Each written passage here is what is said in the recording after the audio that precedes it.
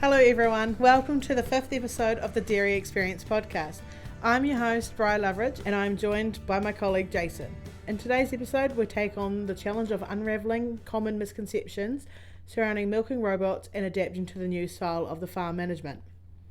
Before we start, we will give a quick introduction of who we are. So I'm Briar Loveridge, I work at Lely as the Farm Management Specialist Team Lead. I've been with Lely since 2018, so coming up 5 years. I grew up on dairy farms and that is where my passion for the industry was created. Studying a Bachelor of Agri-Commerce at Massey University, I've worked on dairy farms and spent some time working for New Zealand young farmers before this role. Over to you, Jace. My name's Jason. I've been with Lely for about 8 months now, I think. I work in the solutions department. I've been managing farms for 17 years prior to this. And I've been in the dairy industry for close on 30 years. So we often hear out in the field that the robots won't work for me on my farm. Why? Why don't you think the robots will work on your farm? That's a question we ask when we first interview a farmer or first meet a farmer. Yep.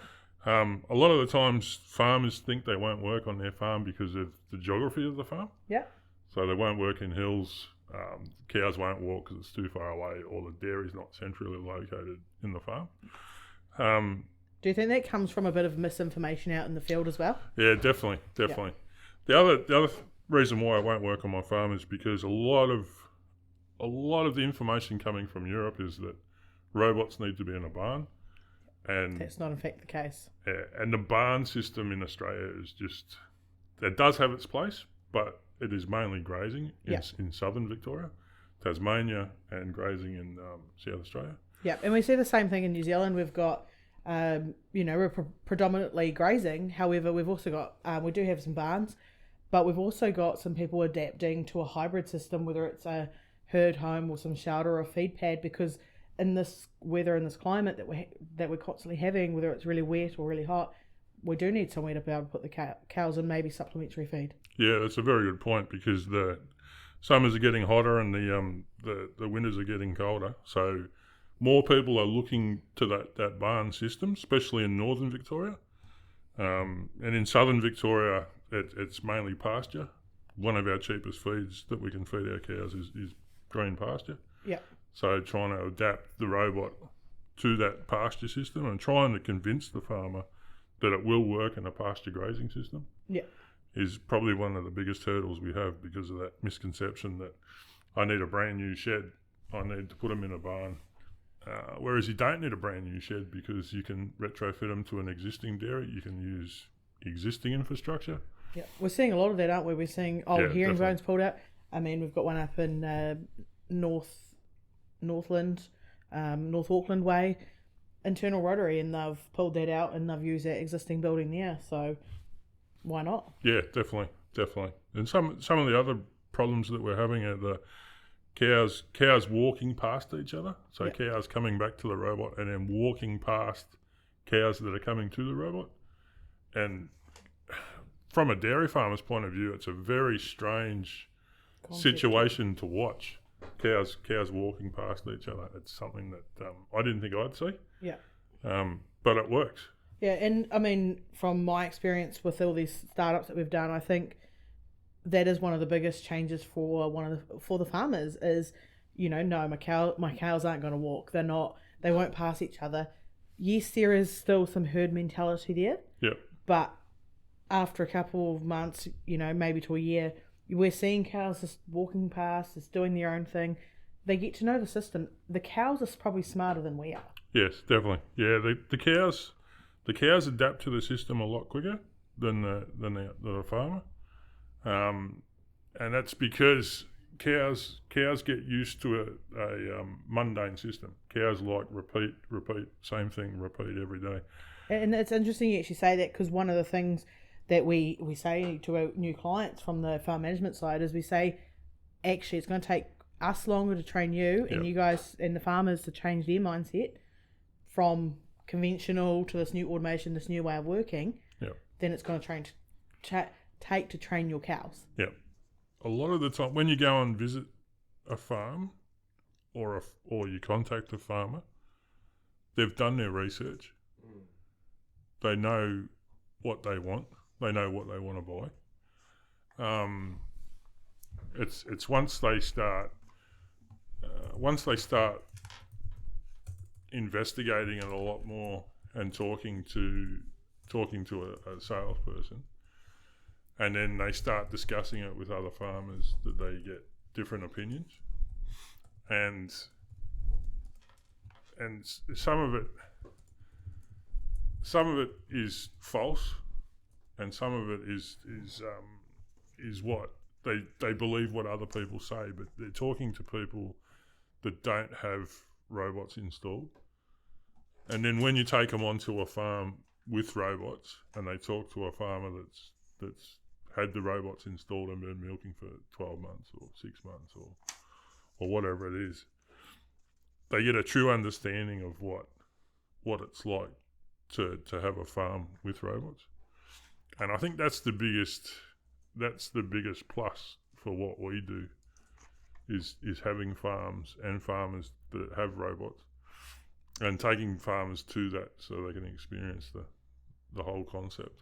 Because it's not just when you go from a herringbone to a rotary, you're going from a different style of milking the cows, but your pasture management and the rest of your farm stays the same. And it's the same when you go from a walkthrough to a herringbone, or a herringbone to a rotary. Even that can be a big change for some people. It can be a big change. It can be a big change for the cows to go from a herringbone to a rotary, because they're not used to walking onto a platform that's moving. But when you go from herringbone or rotary to robots, you're changing everything.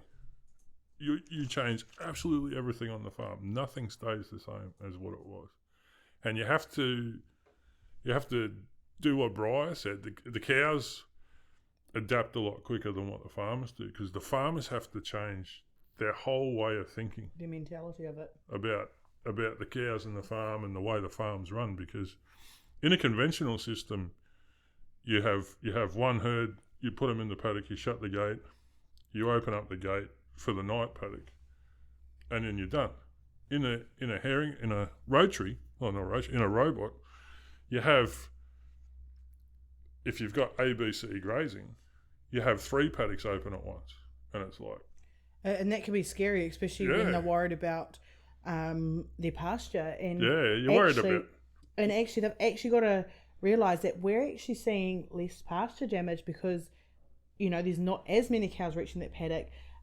They might not be on that paddock for as long. And it's like you're not going to have all 300 odd cows turning up at once. You might only have 180, 200 reaching that paddock. Yeah, and it's difficult because in a conventional system, you're used to having a 20-day rotation or a 30-day rotation or whatever it is, and you can manage that with 2 paddocks a day. Once you start going 3 paddocks open, how do you get your head around that? That's just... And actually, I think that leads into a nice misconception there is, they go, oh, if I've got to have 3 paddocks open a day, does that mean I need to, split up my paddocks and stuff like that? No, not at all. You've got, just like you would in your conventional system, whether you decide to back fence or whatnot, but you can fence them off so that they can only have access to a certain part of the paddock and back fence as they come forward. So you're not having to, make paddocks smaller, doing all this infrastructure outside of the shed. I'm not saying that there might not be any changes outside of the shed because it's very farm dependent with tracks and stuff like that. But yeah, we're not having to adjust your paddock sizes for this sort of system. And also too, you've got your cows per hectare per 24 hours is something that we work on when we work on feed intake or grass intake for cows. And by having 3 paddocks open and cows milking 1.5 times a day or twice a day, you don't have the cows per hectare in a paddock for 24 hours. So like Briar said, you don't have that paddock damage because you might only have a third of the herd in the paddock. And you can actually increase the grass intake on the cows, which will increase your milk production as well. And then you've still got the pasture utilisation.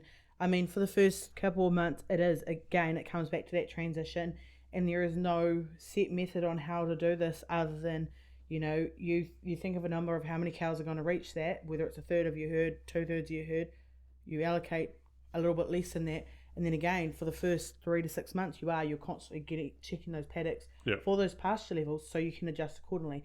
You're never going to get it perfect, but actually during winter when you've got a lot of rain, a lot of mud coming up, you're not going to get all that muddy pugging at the gates because you're not having cows stand there. Yeah, and you're not destroying the front third of the paddock, having a large group of cows walk into the paddock and having a large group of cows walk out of the paddock. So you're not having that foot traffic moving in and out of the paddock. And I mean, the same with the laneways, you're not having as much impact on the laneways because you're not having the whole herd. And again, we have seen less lameness because they're not all coming up to the shed at once, all in one big herd. They're not getting pushed up. They're walking by themselves. Yeah, and you're not having the heifers aren't being bullied either. So in a normal herd or a conventional herd, you'd have your heifers pushed to the back of the cow yard because the bossier cows will be in the front. In a robotic system, the heifers have got time to come in. They're not bullied by the other cows. They've got time to come in when there's no other cows being milked. Yeah. Move through the system. They're not being pushed around on the concrete. And you're not seeing the lameness in the heifers either. And what about, like, I'm seeing farmers are saying initially, my cows aren't going to move. They're going to, they'll just still stick to their milking times. Yeah. But that's not the case, 3+ months after startup, where we've got a really nice graph on Horizon that shows the distribution of when cows are being milked, and you're going to have your peaks again, very similar to sunrise, sunset, kind of very similar to conventional, but we're seeing cows come in at 1 a.m. through the middle of the day, 7 p.m. at night. Yeah, and cows won't come in the heat of the day. They don't want to come in the heat of the day. They want to be out in the paddock, under a tree or in the shade somewhere. And once the heat cools off, that's when they'll come in. And the system works around when the cows want to be milked, not when we want to milk the cows. So we want to milk the cows at 2 o'clock in the afternoon, so we're finished by 6 o'clock, so we can go and have tea with the family. The cows want to be milked when they want to be milked. And that's the beauty about the system. It's 24 hours a day, 7 days a week. It's really unbelievable system. I suppose another thing to cover on when we're talking about milking, the cows can come in and get milked when they want.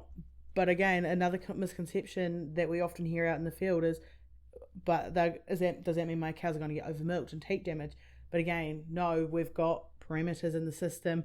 We've got what we call a milk access table. We set how many times that cow can come in. Well, not even that cow, but the cows can come in. We can do it depending on their lactation stage. And then we put in essentially optimum milk yield, so what we would like them to have on board before they get milked. And in a grazing system, that we're seeing probably anywhere between 1.8 to 2.5 on average milkings.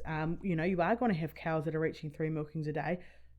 We're not going to say you have to do 3 milkings a day, because in a grazing system we don't want cows walking back and forth because of all the energy and the requirements.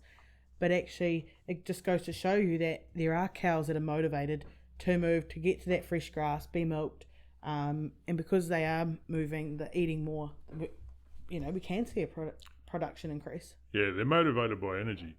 Their energy requirements in the first 6 to 8 weeks of lactation is really high, and that's what they're motivated by. And some of the ideas that we get thrown at us are the cows won't walk into the robots by themselves. You have to be there to push them up. And it's funny, being on farm, I was on farm probably 4 or 5 months ago, and we watched this Jersey cow walk into the robot, and because she'd been milked an hour or two ago, she did that 5 times. She walked around, through the grazeways, back into the robot. Robot said, no, you've been milked, spat her out. She did that 5 times before she had enough, and then walked up to the feed pad. Well, do you reckon that's because she wanted those lollies in that feed bin? Well, it was really funny, because you hear stories about people saying, oh, the cows won't walk in, my cows won't walk in, you need to be pushing them. They won't be driven back to the robot. You have to push them back to the robot. And to see this cow do that was just really like it's unbelievable, absolutely unbelievable. And cows actually, I've been in some herds that already got some really quiet cows in. I didn't realise cows could get any quieter than that. Yeah, the cows are extremely quiet. They're just to walk through a robotic dairy and have cows come up and sniff you and rub you, and it's. And you'd expect the opposite. You would expect them to run away because they're having less human interaction. Yeah. I would expect that, but I can't explain it. I really can't. The cows look at you as though they're happy. Yep. Like, you can see a happy cow. It's strange and it sounds a bit funny, but you can look at the cow and the cow sort of looks back at you and says, "I'm a happy cow." So look at me, I'm a happy cow. I'm glad you're a happy cow there, Jason. But this also comes back to the whole training side of it. From day one, we're promoting, the FMS team, the TSS team, whoever's out on site. We work with the farmer and we say, we're here to create a positive experience for the cow. People probably think we're crazy or stupid, but actually the robot is a safe space for them. They want to have a positive experience. They want to go in there, get milked, have some meals, some treats, lollies, whatever you want to call them, and then go through the grazeway, go to the thing. That's how it's going to create that positive experience and have a bit of a brush, and that's probably their happy place because they're getting fed, they're getting water, they're getting a good scratch. The cows are the real centerpiece of the robotic system. The cows run the robotic system. Yep. And that's probably one of the biggest takeaways from moving from conventional to robotics is that instead of the farmer being in charge of a conventional system and moving the cows to the dairy to be milked, in the robotic system, the cows are in charge. It's their system. They'll come in when they want to come in. They'll walk out when they want to walk out.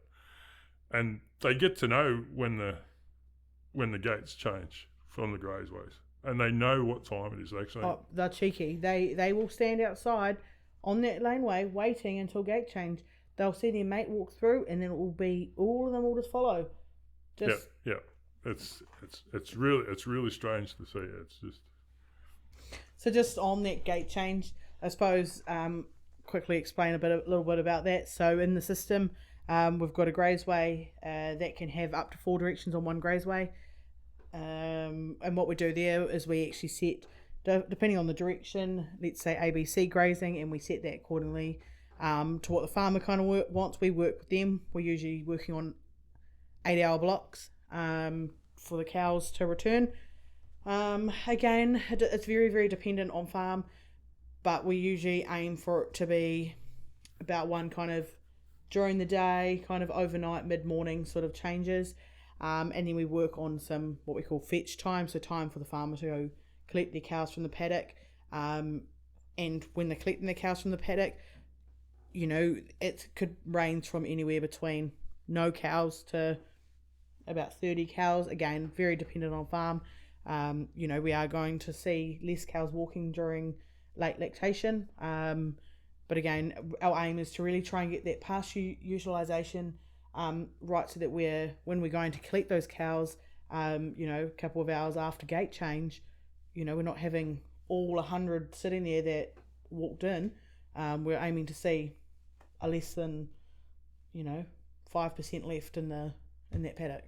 Yeah, and the fetching of the cows and the moving of cows through the system is also weather dependent as well. So if you've got really bad weather, then the cows aren't going to want to come back to the city, and you're going to have a few more cows to fetch. Or if you put the strip fence in the wrong spot, you're going to have a few more cows to fetch. What about, we touched very early on about having, a feed pad or a herd home, or, somewhere to have cow supplementary feeding. We get a lot of questions about how that can be integrated. Yeah, we're starting to integrate them in one of the grazings. So if we've got ABC grazing, then maybe C grazing can be the feed pad. Or we can have the feed pad directly off the robotic system and then grazeway after the feed pad. Yeah. And the other thing with the feed pad is, in a conventional system, if you've got 300 cows, you need to build a feed pad for 300 cows. With the robotic system, you're not going to have all 300 cows on the feed pad at once. So the feed pad footprint can be a lot smaller. Yeah. And we have seen that before. It's a very, very small walk-through kind of feed pad. And, again, people go, oh, but my cows won't move. Yeah. They get off there, again, they're running the system. They're doing what they want to do. They're moving how they want to move. Yeah, exactly. And with a smaller feed pad too, it's a lot easier to put a roof over a smaller feed pad. And it's something that people need to think about when they're going from a conventional system to a robotic system. There's a lot of farms that have a feed pad, and feed pads can be concrete, they can be dirt, they can be troughs, they can be whatever you want them to be. Some people just have oat and hay on their feed pad just to provide a little bit of fibre for the cows in the spring. And one of the feed pads that we've seen lately is the cows actually have to, it's not part of the laneway, and they actually have to walk off the laneway to the feed pad and then walk off the feed pad back onto the laneway before the dairy. And I thought, there's no way cows are going to walk onto a feed pad because it's not in the direction that they're going. They actually have to walk off the track to the feed pad. And they do. They walk off the track to the feed pad. They grab what they want. They walk back onto the track and walk back to the dairy. And it's just, it blows you away because it's not how you would imagine cows move. No. But you don't expect it, do you? No, you don't. And that's probably the misconceptions that we have as dairy farmers. That what we think the cows can't do is what the cows can do. Yep. And it's us that have the issues. Yeah. But it's also that whole mentality of just leaving a paddock wide open. Yeah. Like one of the biggest rules on a farm is if you saw that gate closed, make sure you can close it. Shut the gate. Yeah. But we're leaving gates wide open. Yeah. Yeah. It's very hard to get your head around. It really is. Yeah. And I suppose, we've mentioned treating a cow. So when it comes to that, you can route a cow to the draft area, the treatment pen. Again, you don't actually have to be there when she's ready to go.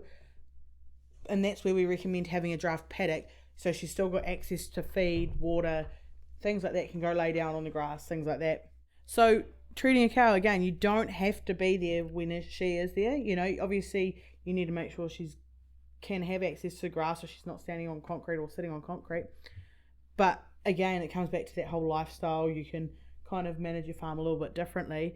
And again, one big thing is just because we say, it's taking away the milking, it does not mean you can't just walk away and not clean your shed. There's still shed cleaning and maintenance to be done.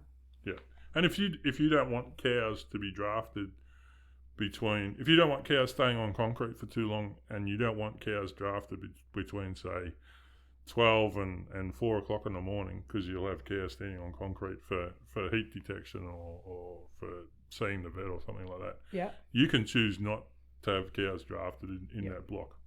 And you can start having your cows drafted from 6 o'clock in the morning, knowing that you're going to be there at 8. Yeah. So you don't have cows there. Or you can have a little paddock off to the side of your dairy, so that's your holding pen. So your cows are actually the draft pen. Yeah, your draft pen. Yeah. So essentially, it can be a really scary transition. It can be from conventional to automation, and there is a lot of misconceptions out there, and people love to make stories up, and it just like Chinese whispers, it ends up this big thing. I think the biggest takeaway from today is you need to take advantage of, going to a farm, because our farmers actually love talking to people. Yes. They love actually having new people on farm. They think it's great. Taking advantage of open days, seeing our farms, but also talking to Lely people. Lely, whether it's the key account managers or FMS, TSS, we're happily wanting to showcase the system to kind of combat these misconceptions we're getting out in the field. Yeah, and then once the robots are installed, people need to really utilise the skills of the FMS and the TSS and the whole customer care team to maximise their latest purchase, their latest install. And I think people probably think it's very cheesy when people say we definitely work as one team, even though we've got multiple different departments.